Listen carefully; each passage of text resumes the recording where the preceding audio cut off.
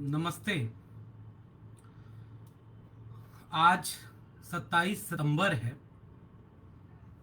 और आज के दिन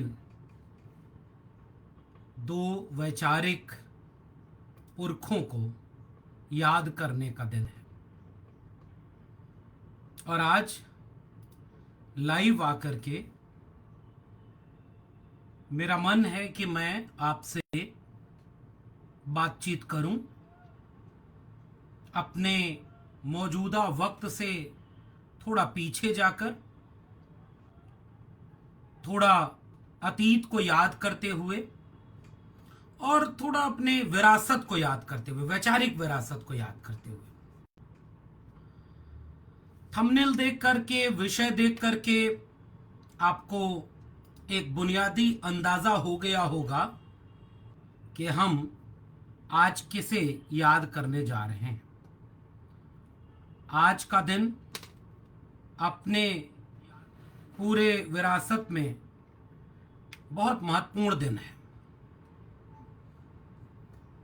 भगत सिंह और किशन पटनायक, इन दो लोगों को आज याद करने का दिन है।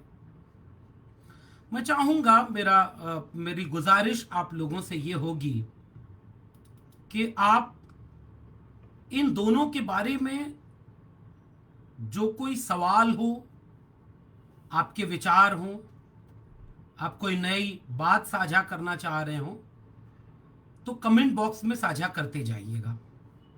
मेरी कोशिश होगी कि मैं आपके कमेंट में से भी कुछ ज़रूरी बात लगे तो वो उसे कोट कर सकूं और आपके सामने पेश कर सकूं। मेरे YouTube चैनल पर केपी कुशवाहा जी जुड़ गए हैं, उनका कमेंट है। केपी कुशवाहा जी, रत्नेश कुमार जी, जय भीम, नमो बुद्धाय, view prize kids, Narendra Kumar, आपको भी जय भीम। और मेरे फेसबुक पेज पर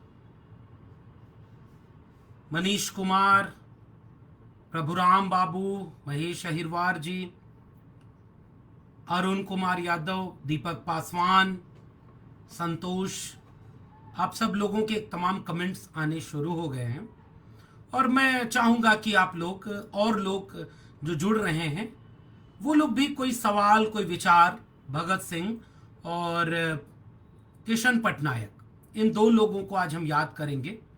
इन दोनों लोगों से जुड़ा हुआ कोई सवाल, कोई विचार हो तो आप साझा करिएगा। कट्टर Singh ji, Jangli ji, Ashish Bharti, tech and tech science, Mohanlal Bhil, Dilip Wasnikar, जय भीम आपको भी। आज 17 सितंबर है और आज का दिन किशन पटनायक का स्मृति दिन है। 2004 में आज के ही दिन किशन पटनायक इस दुनिया को अलविदा कह गए थे।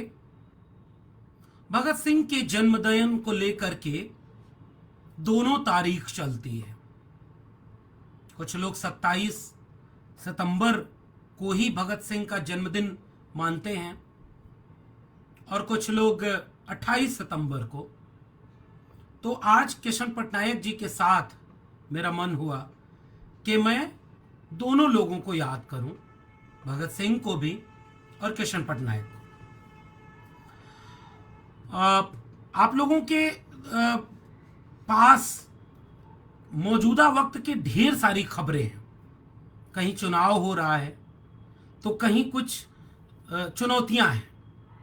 आपके इलाके की चुनौतियां होंगी, आपके अपने क्षेत्र की चुनौतियां होंगी। ढेर सारी खबरें, ढेर सारी सूचनाएं हैं। आप उन पर लगातार बात करते हैं, लेकिन मेरा मन होता है कि वर्तमान से जितना ज्यादा हम जुड़े हैं, सजग हैं, जागरूक बनकर के सोचते हैं, उतना ही हमें अपने अतीत के पन्नों को भी पलटते रहना होगा और उस पर भी सोचना, विचार करना और पढ़ना होगा। और इसलिए मैं अपने वैचारिक इतिहास को बार बार पलटने और उन्हें याद करने की कोशिश करता हूं। इतिहास आपको दिशा भी दिखाता है, आपको तुलना करके अपने वर्तमान को और बेहतर तरीके से समझने की एक कोशिश भी करता है। इतिहास आपको भटकाव से रोकता है। आपके वर्तमान के कुछ सवाल ऐसे होंगे जिस पर पहले के लोगों ने विचार किया होगा, कोई दिशा दिखाई होगी, तो उस पर जब आप पहुंचकर उन पन्नों को पढ़ते हैं तो उनसे भी एक दिशा, एक संकेत मिलता है कि आप वर्तमान को कैसे समझें। सबसे पहले मैं अपने सबसे प्रिय नायक भगत सिंह को याद करूंगा। भगत सिंह का एक शेर है जो मेरे पास उनकी किताब है, भगत सिंह और उनके साथियों के दस्तावेज।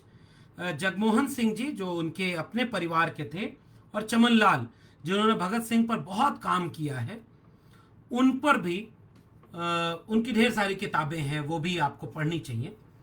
उस किताब में से तारीख 3 मार्च 1931 को, और आपको पता होगा कि 3 मार्च 1931 को यह पत्र लिखा जा रहा है भगत सिंह के द्वारा अपने मित्र कुलतार को।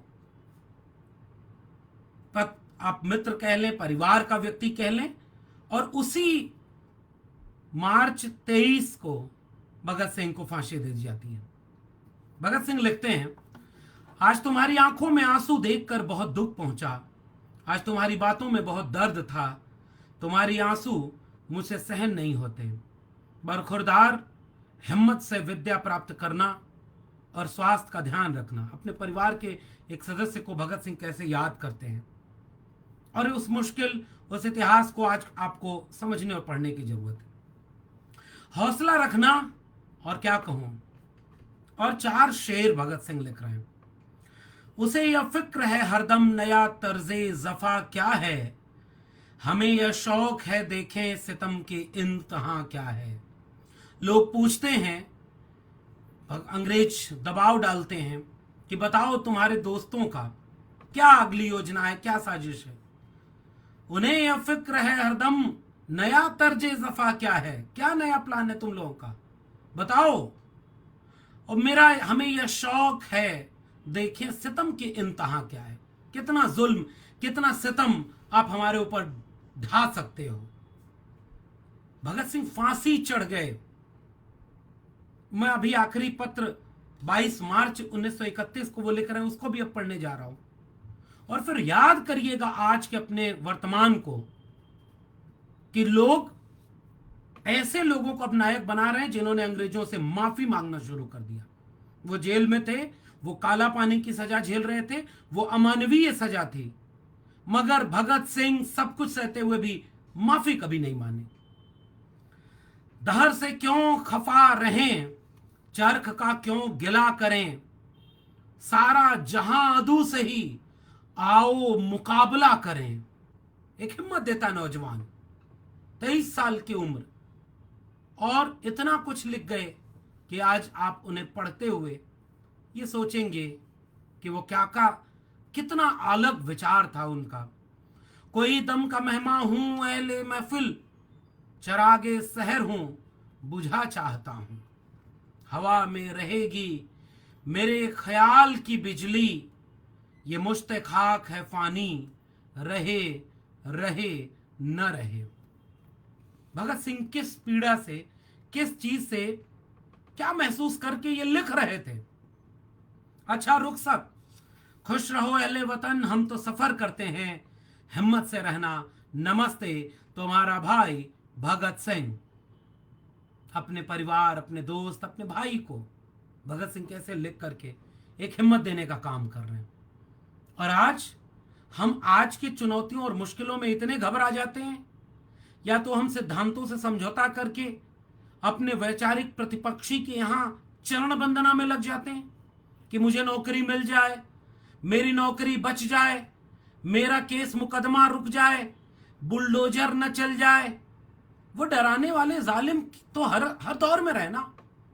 भगत सिंह आखिरी पत्र में 22 मार्च 1931 को बलिदान के पहले साथियों को अंतिम पत्र लिख रहे हैं। साथियों, स्वाभाविक है कि जीने की इच्छा मुझ में भी होनी चाहिए, मैं इसे छिपाना नहीं चाहता, लेकिन मैं एक शर्त पर जिंदा रहना चाहता हूं कि मैं कैद होकर या पाबंद रहकर जीना नहीं चाहता। मेरा नाम हिंदुस्तानी क्रांति का प्रतीक बन चुका है और क्रांतिकारी दल के आदर्शों और कुर्बानियों ने मुझे ऊंचा उठा दिया है, इतना ऊंचा कि जीवित रहने की स्थिति में इससे ऊंचा मैं हरगिज नहीं हो सकता। आज मेरी कमजोरियां जनता के सामने नहीं है। अगर मैं फांसी से बच गया तो वे जाहिर हो जाएंगी और क्रांति की प्रतीक चिन्ह मध्यम पड़ जाएगा या स्वभावतः संभवतः मिट ही जाए। लेकिन दिलेराना ढंग से हंसते हंसते मेरे फांसी चढ़ने की सूरत में हिंदुस्तानी माताएं अपने बच्चों के भगत सिंह बनने की आरजू किया करेंगी और देश की आजादी के लिए कुर्बानी देने वालों की तादाद इतनी बढ़ जाएगी कि क्रांति को रोकना साम्राज्यवादी या तमाम शैतानी शक्तियों के बूते की बात नहीं रह जाएगी। हाँ, एक विचार आज भी मेरे मन में आता है कि देश और मानवता के लिए जो कुछ करने की हसरतें मेरे दिल में थीं, उनका 1000वां भाग भी पूरा नहीं कर सका। अगर स्वतंत्र जिंदा रह सकता तब शायद उन्हें पूरा करने का अवसर मिलता और मैं अपनी हसरतें पूरी कर सकता। इसके सिवा मेरे मन में कभी कोई लालच फांसी से बचे रहने का नहीं आया। मुझसे अधिक सौभाग्यशाली कौन होगा? आजकल मुझे स्वयं पर बहुत गर्व है। अब तो बड़ी बेताबी से अंतिम परीक्षा का इंतजार है। कामना है कि यह और नजदीक हो जाए। आपका साथी भगत सिंह। मैं भगत सिंह के खत को चमनलाल और जगमोहन सिंह की इस संपादित पुस्तक से पढ़ रहा था और आज भगत सिंह को याद करने का मकसद भी यही है। भगत सिंह के कुछ लेख जरूर पढ़े जाना चाहिए और आपके पास ये किताब होनी चाहिए। इसमें ढेर सारे लेख हैं, सांप्रदायिक दंगे और उनका हल। भगत सिंह इस देश को चेतावनी देना चाह रहे थे कि इस देश को सांप्रदायिकता की आग में झोंकने से कैसे बचाया जाए, कैसे दंगे को रोका जाए। धर्म के नाम पर जो सांप्रदायिकता का माहौल बना हुआ है, इसको लेकर के भगत सिंह चाहते थे कि हम कैसे उन दंगों को रोक पाएं। और ये लेख आप पढ़ेंगे, सांप्रदायिक दंगे और उनका इलाज। 1919 के बाद इन्होंने 2-3 चरणों में इस लेख को लिखा। आज हमारा देश धर्म की बहस में गुलजार है। कहीं मंदिर मस्जिद का झगड़ा, कहीं सांप्रदायिकता का रंग, कहीं दंगे। आज भगत सिंह को याद करना इसलिए जरूरी है कि आज अगर भगत सिंह होते, अपने आखिरी खत को लिखने वाले भगत सिंह अगर आज के भारत को देख रहे होते तो वो उनके मन में क्या भाव आता। उन्होंने एक छोटा सा लेख लिखा है, विद्यार्थी और राजनीति। इस देश के जितने भी नौजवान हैं और आप जितने लोग, मेरी बातचीत जहां तक आप तक पहुंचती है, आपसे मेरी गुजारिश होती है कि आप वक्त निकाल कर अपने इतिहास के पन्नों को पलटें। नौजवानों को विद्यार्थी और राजनीति जैसा लेख पढ़ना चाहिए और वो साफ चिंता करते हैं कि हम ऐसी आजादी नहीं चाह रहे कि गोरे अंग्रेज चले जाएं और सांवले अंग्रेजों का राज हो जाए। आज हम कहां खड़े हैं? भगत सिंह गुलामी की मानसिकता से लड़ने का नाम है। भगत सिंह निडर होने का नाम है। भगत सिंह वैचारिक रूप से तेवर का नाम है। भगत सिंह जुनून का नाम है। भगत सिंह झुकने का नाम नहीं है। भगत सिंह माफी मांगने का नाम नहीं है। भगत सिंह सांप्रदायिकता के सामने डट कर खड़े होने का नाम है। भगत सिंह अछूत की समस्या पर जाति को खत्म करने का जब विचार देते हैं तो भगत सिंह एक ऐसे भारत को बनाना चाहते हैं जिसमें जाति धर्म के नाम पर इतनी विषमता न हो। और आज न कोई विद्यार्थी और राजनीति लेख पर बात करने वाला भारत बचा है, न सांप्रदायिकता का इलाज करने वाला भारत चिंतित दिख रहा है, न आज आर्थिक रूप से इतनी गैर बराबरी की ऑक्सफैम की रिपोर्ट कह रही है 1% लोगों के पास लगभग 40% संपत्ति का कब्जा हो गया। इस देश के 3% संपत्ति पर इस देश के 50% लोग गुजारा कर रहे हैं। क्या यह भगत सिंह के सपनों का भारत है? आज के नौजवानों को इस पर विचार करना होगा। भगत सिंह कॉमरेड थे। भगत सिंह समाजवादी आंदोलन से निकले थे। हिंदुस्तान रिपब्लिक एसोसिएशन को भगत सिंह ने हिंदुस्तान सोशलिस्ट रिपब्लिक एसोसिएशन करते हैं।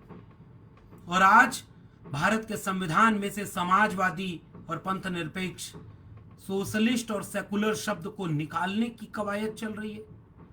भगत सिंह अंतिम खत को लिखने वाले आज के भारत को देखकर क्या सोच रहे होंगे?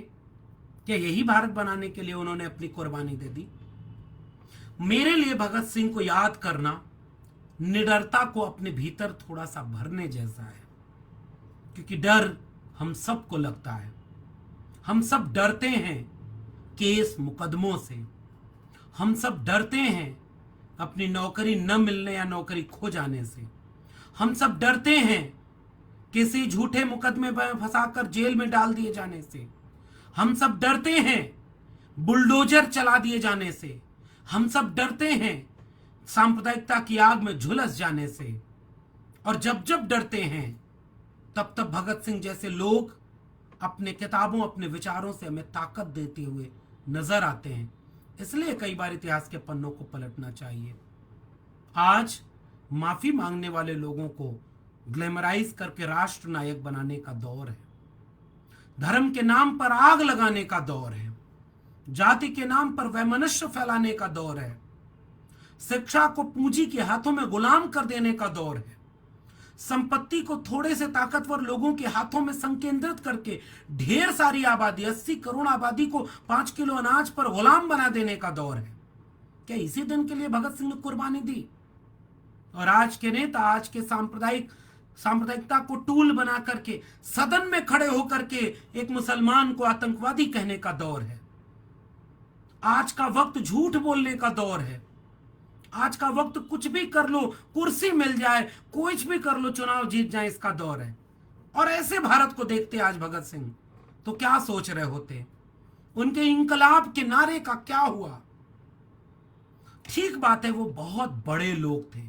हम लोग ऐसे ताकतवर जुनूनी लोगों के सामने कुछ भी नहीं है। मगर क्या हम अब इतने भी नहीं बचे कि हम अपने इतिहास को पढ़ें और नई पीढ़ी को पढ़ाएं? कि थोड़ी हिम्मत से काम लो, थोड़ा विचार को पढ़ो, समझो और सामने जो खतरा है उसको रोकने और समझने की बात करो। ऐसे ही दूसरे शख्स हैं किशन पटनायक। आज मैंने अपने फेसबुक की प्रोफाइल पर किशन पटनायक की एक तस्वीर जो मेरे पिताजी के साथ है उसे शेयर किया। मेरे पिताजी किशन पटनायक के बहुत अजीज थे। वो समाजवादी जन परिषद के दौर में किशन पटनायक के साथ काम किया करते थे और किशन पटनायक डॉक्टर राम मनोहर लोहिया के सबसे प्रिय शिष्यों में से एक थे। भगत सिंह भी समाजवादी आंदोलन की पैदाइश, किशन पटनायक भी समाजवादी आंदोलन की पैदाइश। डॉक्टर राम मनोहर लोहिया की समाजवादी सोशलिस्ट पार्टी, उससे लड़कर के 1962 से लेकर 1967 तक किशन पटनायक कालाहांडी का नेतृत्व करते हैं, जो उड़ीसा का सबसे हाशिए पर ढकेल दिया गया एक इलाका, जहां की खबर जब कभी बीबीसी में छपी कि लोग पेड़ की छाल को लेकर घर आते हैं उबाल कर या उसे किसी और रूप में खाकर अपने पेट की आग बुझाना है, वह एक आजाद भारत का दृश्य था। और मैं किशन पटनायक को याद करते हुए उनकी 3 किताबों को आपसे साझा करना चाहता हूं। पढ़िएगा किशन पटनायक के बारे में। एक समाजवादी मूल्यों का नेता कैसे अपने जीवन को जीने की कोशिश करता है, आप एक बार गूगल करके पढ़िए किशन पटनायक के बारे में। मैंने भी एक वीडियो बनाई है, मैंने भगत सिंह पर भी वीडियो बनाई है, जरा उसको पढ़िए, सुनिएगा, सोचिएगा। चाहे वह अछूत की समस्या, चाहे विद्यार्थी और राजनीति, चाहे सांप्रदायिकता का इलाज, ऐसे लेख भगत सिंह क्यों लिखते हैं और भगत सिंह कैसा भारत बनाना चाह रहे थे। वैसे ही किशन पटनायक जो जीवन भर मुफलिसी में रहे, किशन पटनायक जिन्होंने खुद कोई संपत्ति नहीं जुटाई, किशन पटनायक जो समाजवाद को जीने वाले विचारक थे, उन्होंने इमरजेंसी के समय जब पूरा देश लड़ रहा था तानाशाही से, तो वो भी जेल में थे। लेकिन जब इमरजेंसी से बाहर आए और लोग जनता पार्टी बना करके चुनाव लड़ रहे थे, किशन पटनायक जो उस समय पॉपुलर चले थे, 32 साल की उम्र में 1962 में वो सोशलिस्ट पार्टी से चुन करके डॉक्टर लोहिया के साथ खड़े हो गए सदन में। वो तब एमपी बन गए थे, और जब जनता पार्टी बनी तो वो एक बड़े चेहरे थे किशन पटनायक। किशन पटनायक चाहते तो इलेक्टोरल पॉलिटिक्स में जा करके कुछ बड़ा ओहदा पा सकते थे, लेकिन किशन पटनायक ने उसूलों को चुना। सामयिक वार्ता पत्रिका निकालते थे, पहले उड़ीसा रहते थे, फिर उसके बाद पटना को उन्होंने अपना कार्यक्षेत्र चुन लिया, और समाजवादी आंदोलन में जन आंदोलनों को कैसे जोड़ा जाए इस पर काम करने लगे किशन पटनायक। और इसलिए जन आंदोलनों के चेहरे बने। गांधीवाद, लोहियावाद, अंबेडकरवाद, मार्क्सवाद, इन सब को कैसे मिला करके एक नई वैचारिक रूपरेखा तैयार की जा सके, ताकि आने वाली पीढ़ियों को एक स्पष्ट वैचारिक दिशा मिले कि वो सामाजिक, आर्थिक, राजनीतिक, सांस्कृतिक विषमता जो बंटवारा हो गया है गरीब अमीर के बीच, कमजोर और ताकतवर के बीच, इस बंटवारे को तोड़ने के लिए, एक नया भारत बनाने के लिए, सबका भारत बनाने के लिए काम कर सके। किशन पटनायक ने उस वैचारिक रास्ते को चुन लिया। इलेक्टोरल पॉलिटिक्स में नहीं गए, बेहद विनम्र, बेहद संयमित, मृदुभाषी, उनकी विरासत के लोग आज खो गए हैं कहीं राजनीति में। किशन पटनायक एक खादी का कुर्ता पाजामा में जीवन गुजार दिए। डॉक्टर राम मनोहर लोहिया का कोई बैंक खाता नहीं था, एक बक्सा, 2 किताबें, एक जोड़ी धोती कुर्ता मिला था डॉक्टर राम मनोहर लोहिया के पास। आज लोग 10 लाख का सूट पहनते हैं, करोड़ों रुपए के जहाज में चलते हैं, करोड़ों रुपए की गाड़ियां हैं उनके पास, हर दिन सूट बदलते रहते हैं और कहते हैं मैं फकीर आदमी हूं, झोला लेके चल दूंगा। राजनीति कहां आ गई है? वो झूठ बोलकर राजनीति करते हैं और दावा सच बोलने का करते हैं। किशन पटनायक को याद करना आज के नौजवानों के सामने गुजारिश करने जैसा है कि एक बार पढ़िए आप अपने अतीत को, जहां से आपको ऊर्जा मिलेगी।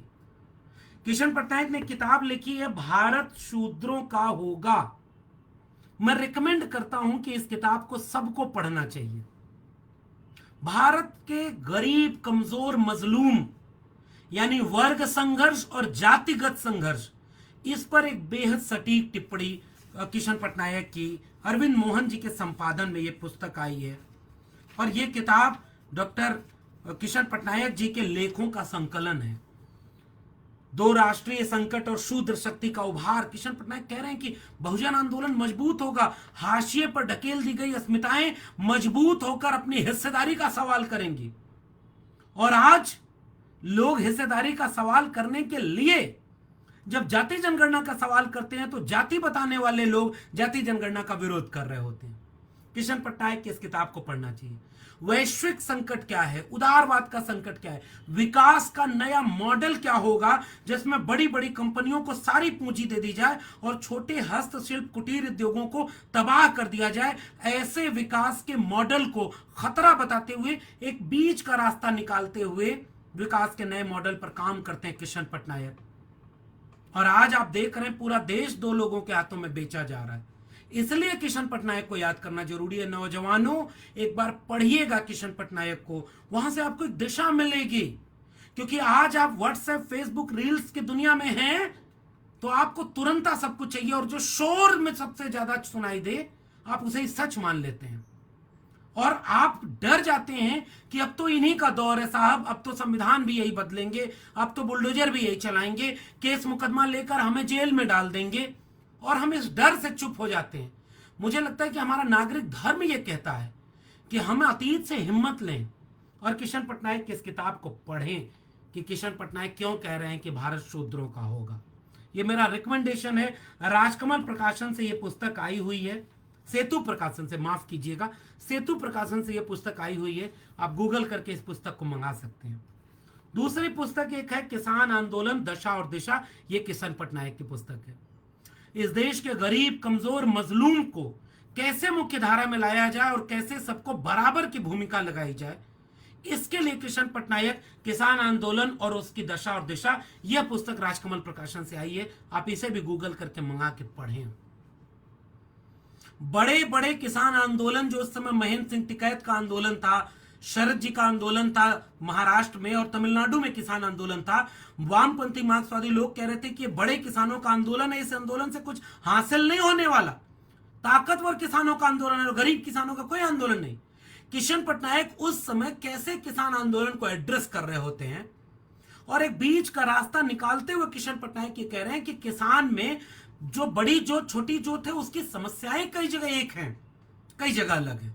तो उनके बीच से रास्ता निकाल करके कैसे किसानों की खुशहाली, गरीबों की खुशहाली की बात किशन पटनायक इस पुस्तक में करते हैं। खेती किसानी पर क्या संकट आ रहा है, सिंचाई की बात हो, खाद्य की बात हो, न्यूनतम खरीद के मूल्य की बात हो, जोत के बड़ी छोटी होने की बात हो, किसान के बुनियादी सवाल हो, उस पर बहुत विस्तार में इस पुस्तक पे किशन पटनायक ने लिखा है। और मेरी सबसे प्रिय पुस्तक किशन पटनायक की, जिसे मैं आपको जरूर रिकमेंड करना चाहूंगा, इस पुस्तक को आप जरूर मंगाएं और पढ़ें, विकल्पहीन नहीं है दुनिया। इस पुस्तक का शीर्षक है विकल्पहीन नहीं है दुनिया, सभ्यता, समाज और बुद्धिजीवी की स्थिति पर कुछ विचार। यह पुस्तक भी राजकमल प्रकाशन से प्रकाशित हुई है, और इस पुस्तक को मैं रिकमेंड करता हूं कि हर एक व्यक्ति को पढ़ना चाहिए। पहला हिस्सा सभ्यता का संकट है। काला हांडी से लेकर के गरीब, कमजोर, मजलूम इंसान को इंसान से बांट करके कैसे कमजोर कर दिया गया है, इस बात को भी यहाँ किशन पटनायक कहना चाह रहे हैं, और इसलिए वो इस पूरे मसले को यहाँ पर उठा रहे हैं, और ये किशन पटनायक का सबसे महत्वपूर्ण काम है। दूसरा, गांधी का मर्म। गांधी का मर्म शीर्षक से इन्होंने गांधी, लोहिया और समाजवादी, मार्क्सवादी विचारों के बीच एक नया भारत कैसे बनेगा, इसका एक स्वप्न दिखाने की कोशिश कर रहे हैं। और इसका तीसरा हिस्सा बुद्धिजीवियों, पत्रकारों और प्रतिक्रांति के ऊपर है। किशन पटनायक बुद्धिजीवियों की भूमिका रेखांकित करना चाहते हैं कि पढ़े लिखे लोगों का काम क्या है। पढ़े लिखे लोगों का आज काम यह हो गया कि आप किसी विश्वविद्यालय के प्रोफेसर को देख लें, वो चापलूसी में लगा है। कोई बड़ा डॉक्टर, इंजीनियर, बड़े बड़े ब्यूरोक्रेट डर करके किसी ताकतवर सत्ता के गुलामी कर रहे हैं, और देश के बड़े बड़े विश्वविद्यालयों के प्रोफेसर नौकरी परमानेंट कराने के लिए किसी कमेटी में नाम लिख जाए, कहीं का प्रिंसिपल बन जाए, प्रोफेसर बन जाए, कहीं के वाइस चांसलर बन जाए, अपनी सारी डिग्री और अपना विवेक गिरवी रख चुके हैं, और इस देश भर के विश्वविद्यालय गुलामों के अड्डे बन चुके हैं। और गुलामों को यह समझाया जाता है कि राज्य में किसकी सरकार, हमारी, केंद्र में किसकी सरकार, हमारी, और हमारे आका प्रधानमंत्री हैं, जो मिलेगा हमसे मिलेगा, गुलामी करो हमारी। और आज का देश वहां पहुंचा हुआ है, इसलिए किशन पटनायक को पढ़ना जरूरी है, ताकत और हिम्मत मिलेगी। बुद्धिजीवी का काम है सच बोलना। गौरी लंकेश को मारा गया सच बोलने के नाते। नरेंद्र दाभोलकर, गोविंद पंसारे और कलबुर्गी क्यों मारे गए, सच बोलने के नाते। क्यों उमर खालिद जेल में है, सच की बात कहने के नाते। और जो गुलाम बन गया वो आज सत्ता का भोग कर रहा है। किशन पटनायक इसका इशारा बहुत पहले कर चुके थे। सेकुलर और उसका छद्म, इसको लेकर के एक आलोचनात्मक दृष्टिकोण इस किताब में है, इसलिए मैं रिकमेंड करना चाहता हूं कि इस देश के नौजवानों को खासकर भगत सिंह और किशन पटनायक को जरूर पढ़ना चाहिए। भगत सिंह की किताब मैंने बताई, एक किताब आप रखिए अपने पास, इसमें भगत सिंह के विचार, छोटे छोटे बड़े लेख, सारे लेख हैं, चाहे वो किसी भी वैचारिक संकट पर हो, जाति पर हो, सांप्रदायिकता पर हो, साम्राज्यवाद पर हो, पूंजी पर हो, समाज कैसे बेहतर बने, समानता का बने, गरीब अमीर के बीच भेद ज्यादा ना हो, इसको लेकर के इन दोनों के अपने एक विचार थे। और आज 27 सितंबर को मैं आप सबसे ये गुजारिश कर रहा हूं, मेरे देश के नौजवान मुझे ज्यादा देखते हैं, पसंद करते हैं, गांव गांव तक लोग मेरी बात सुनना चाहते हैं, तो मैं विश्लेषण करने के साथ मैं आपसे गुजारिश भी करता हूं कि आप अपने अतीत के इतिहास के पन्नों को जरूर पढ़ें साथियों, वरना ये व्हाट्सएप के छोटे छोटे मैसेज और फेक क्लिप जो आती है ना, जो कहती हैं आपका धर्म खतरे में है, आपकी जाति खतरे में है, सब फलाने ने लूट लिया, बचाएंगे तो फलाने ही, इसलिए अब की बार फलाने की सरकार, मत जाइए इसमें। ये एक आंधी बह रही है जो आपको बहा ले जाना चाहती है ताकि आपका विवेक काम ना करे। शिक्षा आपकी बेची गई, नौकरी आपसे छीनी गई। क्यों? क्योंकि आप सोचे ना, आप इतने कमजोर बन जाएं कि आप कमजोर बन जाएंगे तो ना सोचेंगे ना सवाल करेंगे। इसलिए हमारी जिम्मेदारी है कि हम आपको आपके अतीत के पन्नों से रूबरू कराएं। क्या आप भी अपने दिल पर हाथ रखकर सोचिए, आज अगर भगत सिंह होते तो आज के भारत को देखकर क्या ये नहीं सोच रहे होते कि क्या मैंने शहादत ऐसे भारत के लिए दे दी? क्या मैंने ऐसे भारत के लिए शहादत दे दी जो धर्म के नाम पर लड़ेगा?